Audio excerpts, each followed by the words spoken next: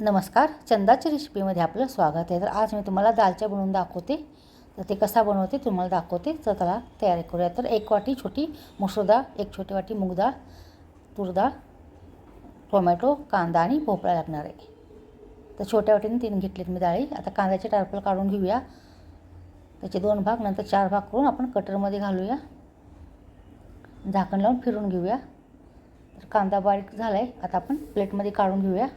अशाच प्रकारे आपण टोमॅटो पण कटरमध्ये घालून बारीक करून घेऊया. तर टोमॅटो पण बारीक झाले. तर प्लेटमध्ये काढून घेतले. आपण कुकरच्या भांड्यात मूग डाळ, तूर डाळ, मसूर डाळ घालून पाण्यातून धुवून घेऊया. नंतर त्या डाळीत थोडासा कांदा, थोडंसं टोमॅटो टाकायचं, थोडंसं ठेवायचं. नंतर पाणी घालायचं. गॅस पेटवून त्यावर मी कुकर ठेवला. कुकरमध्ये पाणी ओतूया.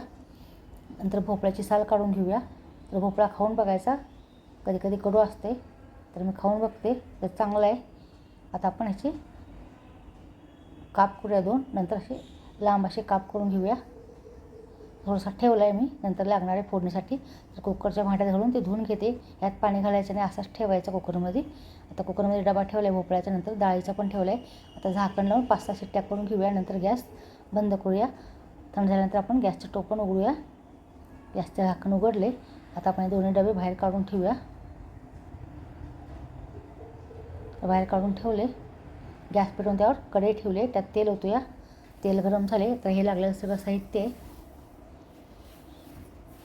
तर भोपळा जे ठेवला होता त्याचे पण काप करून घेऊया. हे फोडणीसाठी आपल्याला वापरायचं आहे. त्याचे पण भोपळ्याचे काप करून घेतलेत. नंतर त्यात मोहरी टाकायची, जिरे टाकायची. तेल गरम झाले की नंतर 2 लवंगा, 2 मिरी आणि 2 वेलदोडे टाकलेत. नंतर कांदा टाकून चांगला लालसर भाजून घ्यायचा. नंतर चिरलेला भोपळा टाकायचा. नंतर परतून घ्यायचा. थोडा झाकून ठेवायचं म्हणजे भोपळा थोडंसं वाफलते. नंतर आलं लसूणची पेस्ट टाकायची, हलवून घ्यायचं. आता टोमॅटो टाकायचं, ते पण हलवून घेऊया. तर बारीक लागेल तसं गॅस करायचं. तर भोपळा वाफरला आहे. त्यात गरम मसाला टाकूया, लाल तिखट टाकूया, आलं लसूण खोबऱ्याची पेस्ट टाकूया. नंतर हलवून घेऊया. नंतर काळं तिखट टाकूया चवीपुरतं. सगळं चवीपुरतं टाकायचं, जेवढं तुम्हाला आमटी बनवायची त्याप्रमाणे. मस्त असा कलर आले. चिरलेली कोथिंबीर टाकूया. आता हे वाफरलेला भोपळा त्यात घालूया.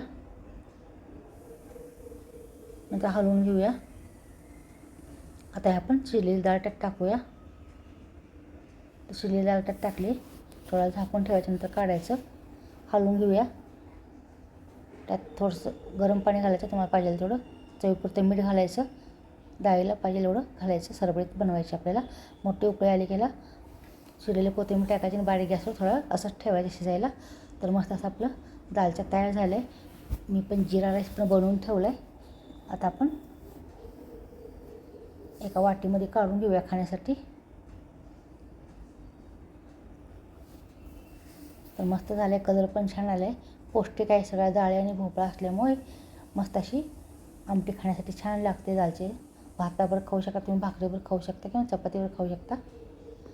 तर भात पण तयार आहे. आता मी प्लेटमध्ये वाढते खाण्यासाठी. तर पहिल्यांदा भात वाढूया प्लेटमध्ये. भात आणि दालच्या तयार आहे. तर पहिल्यांदा प्लेटमध्ये भात वाढून घेऊया.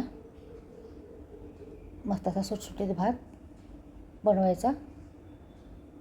ह्याच्यावर बासमती भात, तांदळाचा भात छान लागतो खायला. तर दालच्या पण कढईला ठेवला आहे. तर मस्त अशी आपली प्लेट तयार आहे. आता मी 1 चमचा खाऊन बघते कसं झालं आहे ते. तर मस्त झालं. तुम्ही नक्की ट्राय करून पहा. आवडलं तर लाईक, शेअर, सबस्क्राईब करा.